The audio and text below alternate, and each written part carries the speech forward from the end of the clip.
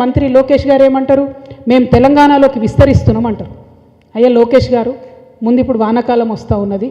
అయ్యా పవన్ కళ్యాణ్ గారు, మీరు రేపు పొద్దుగాలేంది తెలంగాణ నవనిర్మాణాన్ని పవన్ కళ్యాణ్ వచ్చి ఇక్కడ సభ పెడతాడట.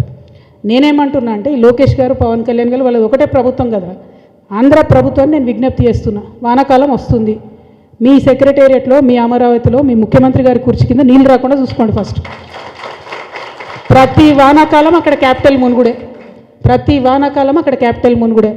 అంటే ఎంత అవమానం ఇది ఆంధ్ర ప్రజలకు చెప్పండి.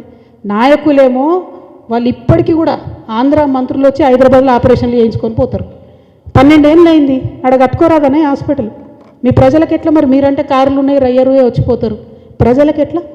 వాళ్ళు ఎక్కడికి పోవాలి? అయితే నెల్లూరులో ఉన్న వాళ్ళు చెన్నైకి పోవాలి, అక్కడ ఉన్న వాళ్ళు బెంగళూరుకి పోవాలి, అనంతపురం వాళ్ళు లేకపోతే విజయవాడ దగ్గర ఉన్న వాళ్ళంతా హైదరాబాద్కి రావాలి. అంటే ఇప్పటికీ కూడా మీ ప్రజలకు హాస్పిటల్ కట్టరు, ఇప్పటికీ మీ ప్రజలకు కావాల్సిన వసతులు ఇయ్యరు.